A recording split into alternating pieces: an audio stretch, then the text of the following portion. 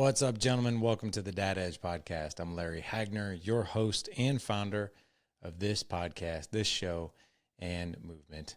Hope you guys are having a fantastic week. And today, unfortunately, you have just me doing a solo show.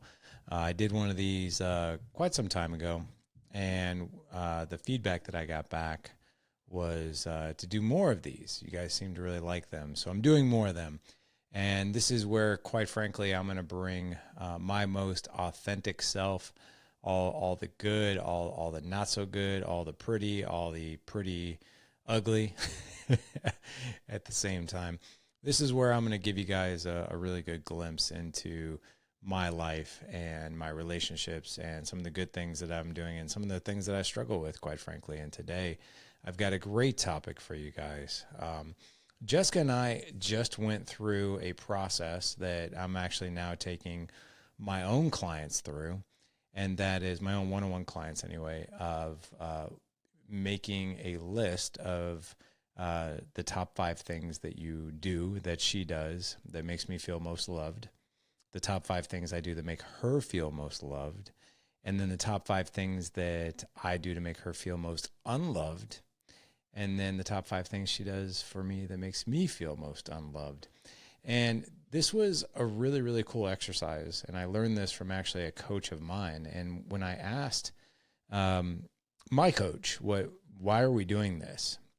And he explained it. But before I jump into his explanation, I do want to help you guys really understand, just from a more global perspective, of why is this important. It's a very simple thing for us to do. It's really simple to have this conversation with your wife. And some of it's easy to hear and some of it's not so easy to hear.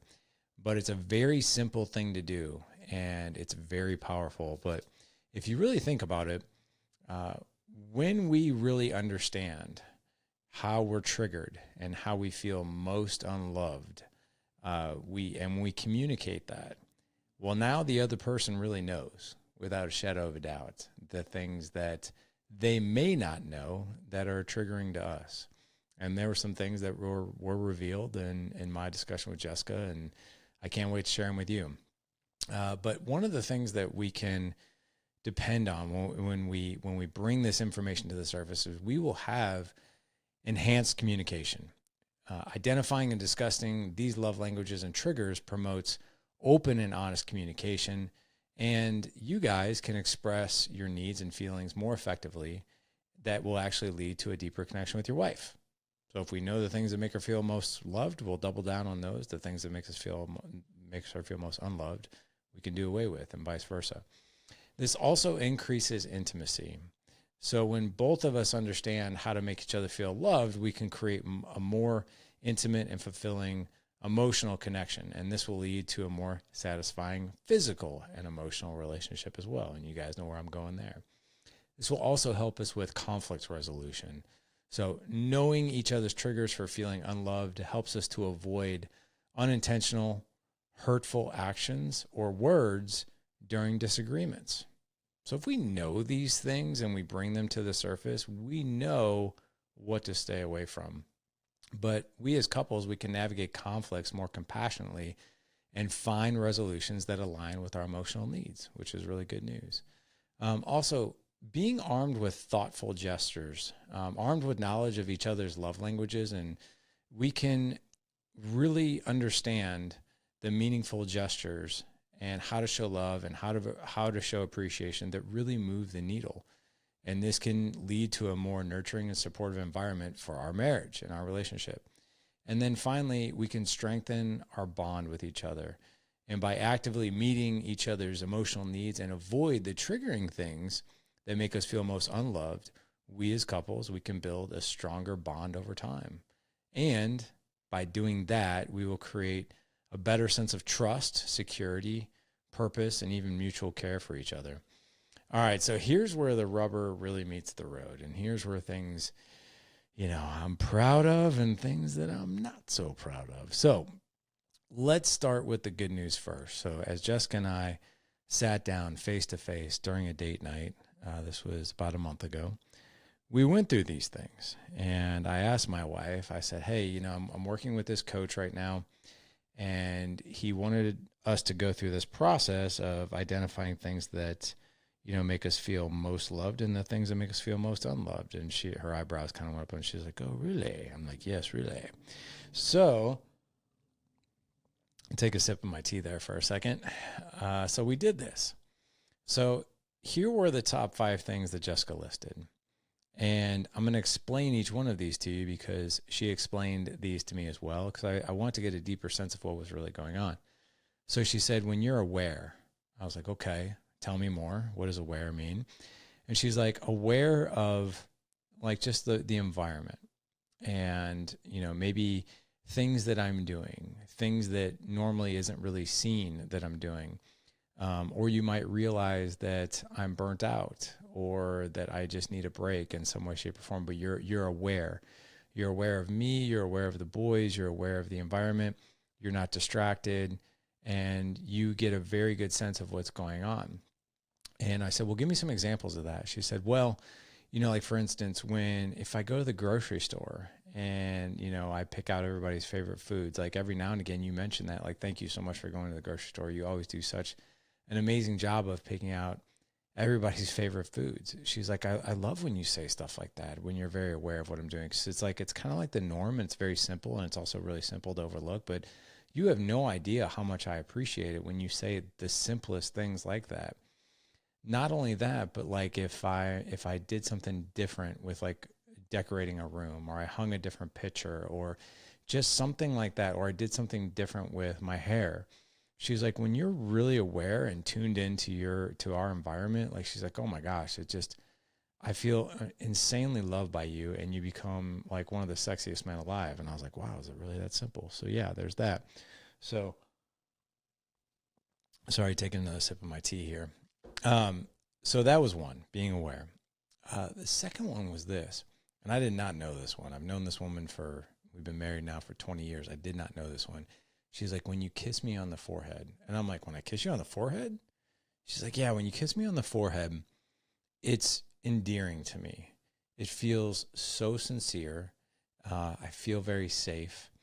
I feel, I can't remember what adjective she used, but it wasn't like dominate or anything like that. It was more like protected, right? She's like, you're taller than me, like a whole head taller. So when you just kiss me on the forehead, it just makes me feel protected, right? And she's like, and plus when you kiss me on the forehead, I know that there's no agenda, like there's no physical thing. Like a kiss on the forehead goes so much further for me than like a slap on my ass.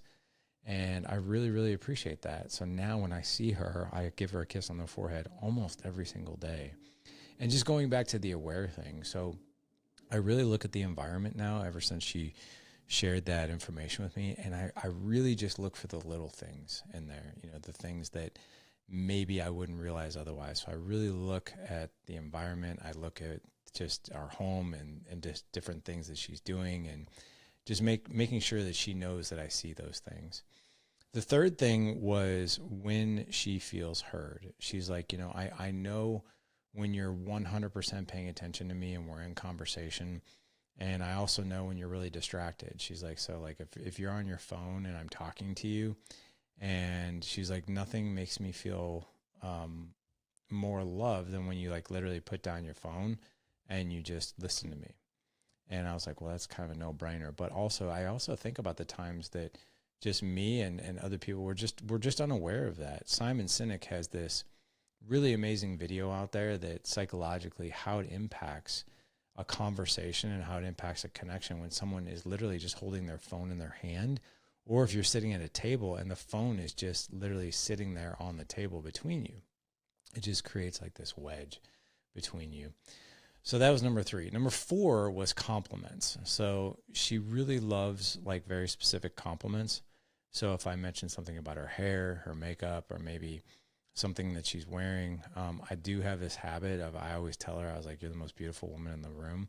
And I sincerely mean that when I say that, like, you're the most beautiful woman in the room. Or something that she's done, like that she's worked really, really, really hard on. So Jessica really is an amazing artist. And she does like all these really cool things like during birthdays, and like she makes like these like our boys like they're boards, they're like drawing boards, but she, you know, puts like a ton of effort into these big birthday boards for the kids, where she puts in like the Avengers. Like she'll draw all the Avengers by freehand, and then like, you know, happy birthday Lawson, and you know, and she'll put like a quote, a bubble quote, you know, that the Hulk is saying something like happy birthday Lawson, Hulk smash, like that kind of thing. Like these really, really creative things that just make things special, but she loves compliments like that. The other one too was when I take the kids off her hands. And that's not to say that she's not a mom that loves being around her boys, but she also really enjoys not being a mom of four boys from time to time, and just having her own downtime to decompress, or maybe it's out with friends or anything like that. But anytime, like, I'm like, all right, guys, everybody pile in the car, we're going to the park, or everybody pile in the car, we're going to go do this, this, or this. And I just, and she just has some time, just some downtime to decompress. So that's loved. So, and then unloved is when she's not being heard, or if I'm distracted, or if she has to repeat herself. So she's like, that's a big one. And you know, the funny thing is that I know this because I teach this. You guys have heard me say this time and time again. A woman's three basic emotional needs in a relationship is to feel seen, heard, and safe. And if she is not being heard and repeating herself, and she said this about the boys as well, she's like, when I have to repeat myself 5 times, like it literally drives me crazy. And I feel like I'm the softest voice in the entire room that's just being dominated by 4 boys and 1 man.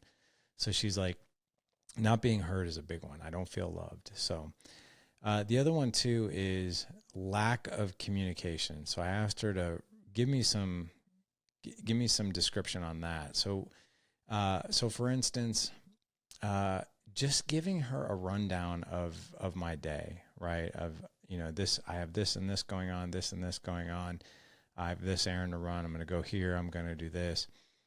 Just being more communicative with her, if that's even a word, just communicating with her of what is going on for the day. What is the plan? Or not communicating with her about just anything in general. She's like, you know, lack of communication is a big one for me. So she's like, even if it seems like it's the simplest thing, like I've had this habit in the past. I'm going to take another sip of my tea here.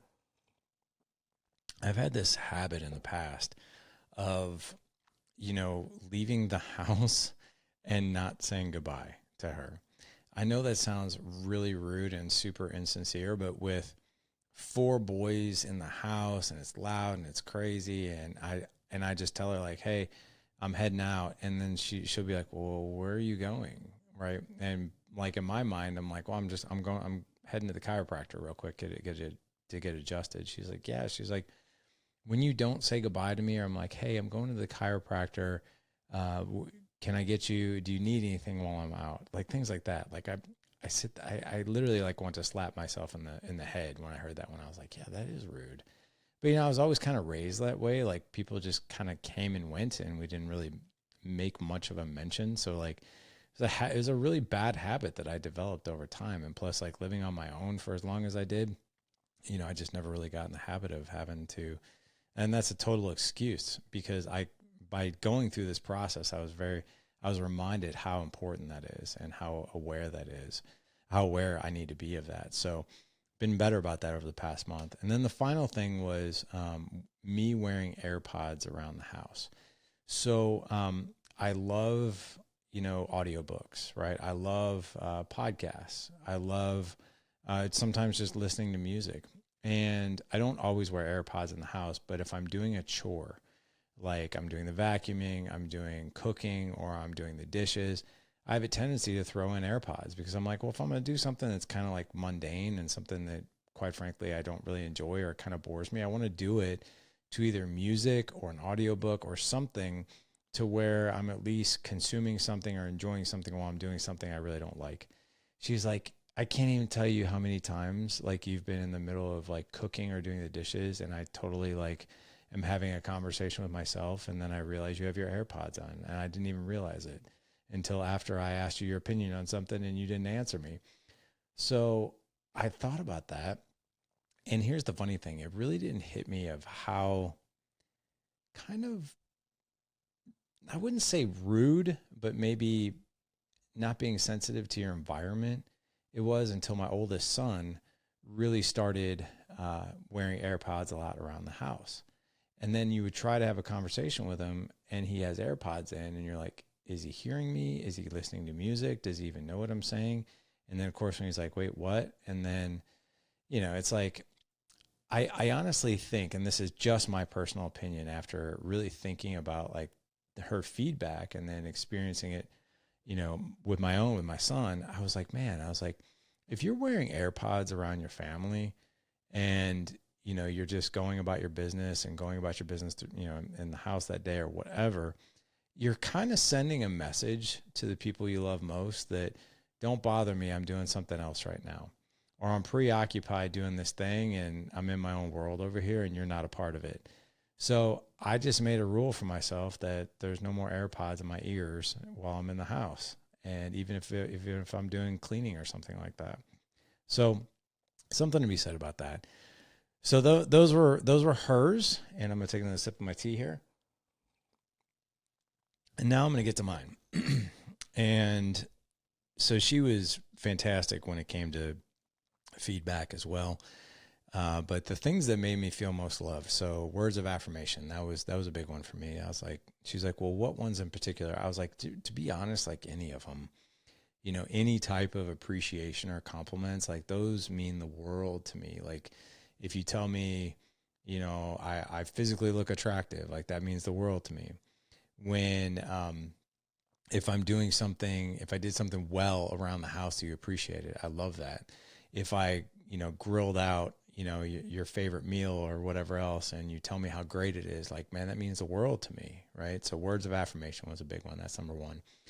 Number two, this one was a big one for me, which is give me a hug for no reason.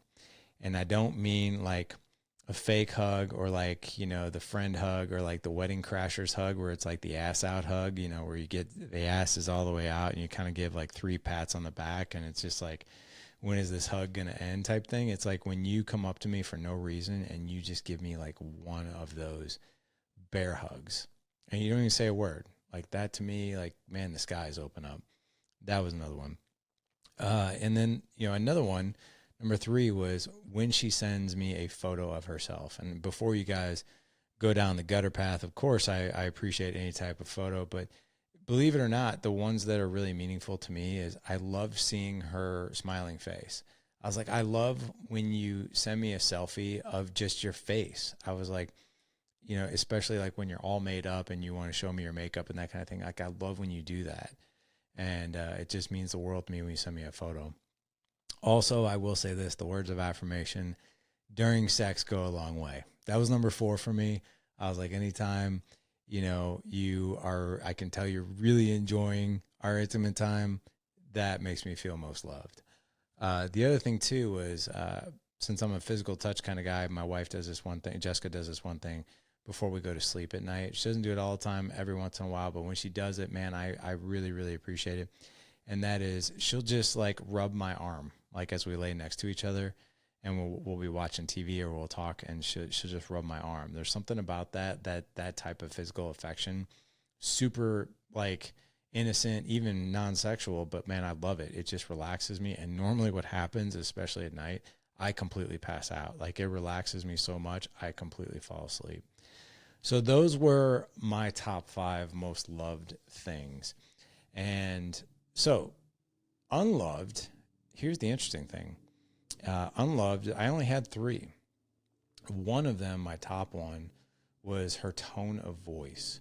So what I mean by that is, if she, depending on her mood and depending on whatever it is we're talking about, there have been times where her voice can be very condescending or it sounds condescending. And to be quite honest, she doesn't even normally, it's not the way she operates. Right? She's not trying to be disrespectful. She's just a very dry and sarcastic type of individual. So like sometimes her tone of voice, like I can just never quite tell, like, is she being serious? Is she being disrespectful? Like, and it just sort of throws me off. So I always tell her, you know, like the tone of voice, like if you use this demeaning tone of voice with me, it kind of crushes me. I'm not going to lie. And perhaps that also goes back to, you know, for men, you know, to be appreciated, respected, validated. It's like that whole respect thing, which actually leads me to number 2. Any type of disrespect is very demeaning to me. Any type of, and especially disrespect in front of the kids. And luckily what I can tell you is this happens rarely. And I'm talking rarely, once, maybe twice a year. And it's pretty minor, to be honest, but it's something that kind of hits me in the heart. She's like, well, can you give me an example? And so here's an example of both voice tone and somewhat like disrespect or misalignment. So like last night, I went to my 2 older boys and we had a very serious conversation about how they need to take more responsibility in cleaning up their environment, their rooms, family rooms, because the family room downstairs, and especially like the laundry room, their clothes are all over the place. And my wife, Jessica, did not know that I was going to go down and have that conversation. And she came downstairs and she's like, oh, you're having this conversation now? And even though she didn't mean it disrespectfully, or even because she agreed that we had to have the conversation as well, she just didn't know I was going to start it and we were going to have it at that time. Probably goes back to my lack of communication thing that she feels most unloved, which was number 3. But the tone in her voice, and then I just felt like it was misaligned and almost disrespectful. Like, wait a second, you're having this conversation now? Why? And that did not land well for me at all. And I was like, what do you mean by that? And she's like, oh, well, I just didn't know you were going to have this conversation about the boys picking up after themselves without me right now. That's all. So really, those are my only 2. She does a really good job. And I know I told you 3, and I'm going to get to that here in a second. Those are really the only 2 things that make me feel most unloved by her. And the good news is she doesn't do these things on purpose. Just, you know, it's just sometimes they don't land very well. But here's my 3rd one.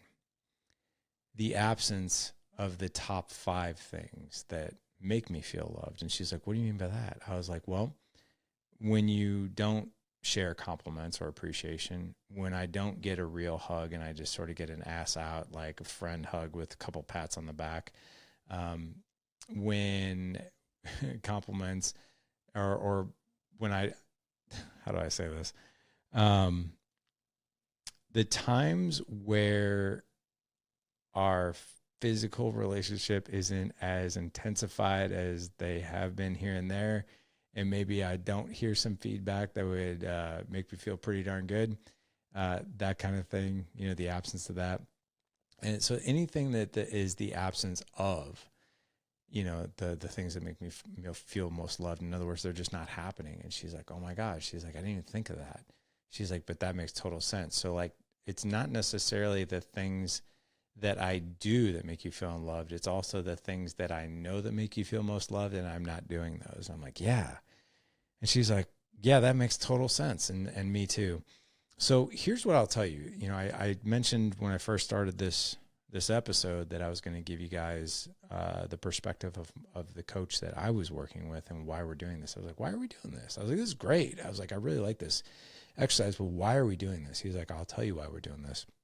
He said, and he used this example actually with his wife. He's like, you know, I'm a very sarcastic person and my wife is not. And actually she's Hawaiian. So she grew up in Hawaii, and she grew up more with this culture in her family that if people are sarcastic, they're disrespectful. And if they're disrespectful, they don't respect you, and they may or may not appreciate you, may or may not even love you, right? That was like the message. So in her culture and how she was raised, people are not sarcastic, especially not men to women. He's like, and I'm a very sarcastic, kind of sassy, like dry sense of humor kind of guy. It's always been a part of how I grew up, right? Just sarcastic. It's actually how I banter with people that I like. I'm sarcastic with them. He's like, I had no idea until my wife told me. She's like, when you're sarcastic with me, it makes me feel insanely unloved. And he's like, oh my gosh, are you serious? Because I'm sarcastic with you all the time. And she's like, yeah, I know. So over time, they each had their list of things that they do that makes them feel most loved. But the goal is to minimize the things that make the other person feel most unloved at all costs. So he's like, it's been 8 years since we've been doing this. And I can tell you, we now have a long list of things that we do that make us feel loved. And we now have nothing on our list that makes us feel unloved. And that is the goal. That's the evolution. That's the journey, of our relationship and of marriage, and a fully functional, amazing, fulfilling relationship and marriage is to know all these things that make your wife feel most loved and vice versa. And then to minimize at all costs the things that make them feel most unloved. And over time, that list diminishes because you're just not doing them anymore. And I was like, God bless. That is insanely simple. Like almost way too insanely simple, right? But it is something that has really, we're just scratching the surface with this, with my own experience, Jessica and I. And what I can tell you is now, just knowing this information for a month, it's been groundbreaking. It really has. And I know it sounds very simple for the process that we went through, but I'm telling you, it has been amazing. So my hope is that you take this and maybe run with it, right? Take this and run with it. If you need some help with this, or you need to just simply, maybe you haven't necessarily had the conversation with your wife like this in quite some time, and it's been a minute since you've done anything like this, maybe what you need are some intimate conversation starters, which I've got 100%, I don't want a thing from you, a free resource that will help you with this. And it's called 25 Intimate Conversation Starters. What I do with this particular training is it has a quick video on the psychology of why generative questions / intimate conversation starters connect people. They connect us to our wives. There's an emotional connection. There's intimacy. There's better communication. Almost like you feel like you're dating again. And then, so that's the video training. I'll give you the psychology of why these things are so important, why they're so meaningful, and why they connect us to our wives. And then there's a PDF that goes with it, and it's got 25 questions on it that you can literally start using the minute you download it. All you have to do is you can head over to this podcast. I'll have a link in the show notes for you. Just go to thedadedge.com /Friday 120 for this show. Again, thedadedge.com /Friday 120 for this show. But in there, you'll see a link for the 25 Intimate Conversation Starters, which you can also find that at thedadedge.com /25 questions. That's 25 questions. You don't have to spell it 25. My hope is that if you haven't had conversations that are highly connected, or you haven't really felt that intimacy, I don't know if I'd necessarily go into, this type of conversation of the top 5 things that make me feel loved and the top 5 things that make you feel unloved, because the unloved part, if you're not connected or you have some level of intimacy, you might be triggered by that, and you might argue about that. And that's what I don't want for you, is for this conversation to turn into an argument. Sometimes you need to have that connection first and then have a conversation like this. But I hope that this was helpful for you guys. Also gives you a little glimpse into some of the pitfalls and some of the face plants that I have in my own relationship, and then also some of the really, really good things in the relationship as well. Quick announcement here before we shove off. We are about 6 weeks away from the Dad Edge Summit. I'm most excited about this year above any other year. This should be our 5th year. Unfortunately, it's our 4th. Thank you, COVID, for that one. But we are having a keynote speaker this year that will really move the needle in your life. Every single man who attends the summit this year is going to be leaving with what I call a generational artifact, a legacy artifact. So we have Blake Brewer as our keynote speaker. He was on the Today Show, actually, and he founded this mission years ago called the Legacy Letter. And unfortunately, it didn't happen. The Legacy Letter was not birthed because of something incredible that happened in his life. It was actually something devastating that happened in his life. He went on a family vacation with his parents, and this was, I think, just a handful of years ago, maybe 6-7 years ago. And his dad, I believe, was in his 50s, if not early 60s. And they went to Hawaii, and in a horrible snorkeling accident, his dad drowned. And it was horrible for his family. I mean, absolutely devastating. He went well, he went well too early in life. But what his mom did give him was this legacy letter from his dad. And he had wrote this letter about, the family and what he stood for, and the meaning of the marriage in his life, and his mom, and what Blake meant to him, and the characteristics that the family stood for, and like all of these things that were so meaningful. And when Blake read this letter, he said it is the most powerful letter he has ever read in his life. Not to mention it's from his dad, but like, he's just like, this is unbelievable. And he decided to move forward with this beautiful mission called the Legacy Letter, where he now trains other men, husbands, and fathers to write their own legacy letter that will be passed down to their kids, and then to the grandkids, and for generations to come. Every single man who's going to be attending the summit this year is going to leave with their own individualized, personalized legacy letter that they actually wrote. They put pen to paper at the summit this year, and you're going to leave with that. Like, what a gift. What an amazing gift for your family, and a gift for yourself. Because think of the clarity that comes with writing something like that. The other thing too is, if you're a business owner, on October 18th, we are having Entrepreneur Day for all you dad business owners, right? So we're going to be helping men. It's a full day of masterminding, planning out the next year. And we call this the trifecta. We're going to be helping men plan their next year within their businesses, within their marriage, and with their kids. Because we truly believe that if we plan the next 12 months in those three areas, we can go out and build an empire business, right?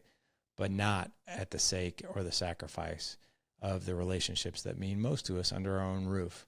So talk to any man who owns and runs his own business.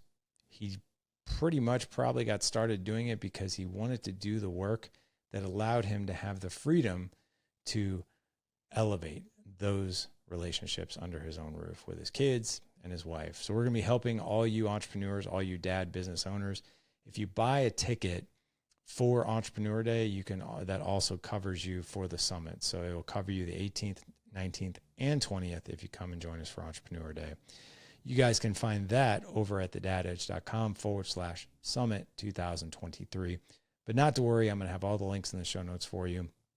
Just head on over to thedadedge.com/Friday 120. Gentlemen, thank you for all the support. Thank you for all you're doing in the world. Thank you for sharing the show and the mission. And thank you for all your 5-star ratings and reviews on the show as well. Gentlemen, love you all very much. Go out. Live legendary. Take care.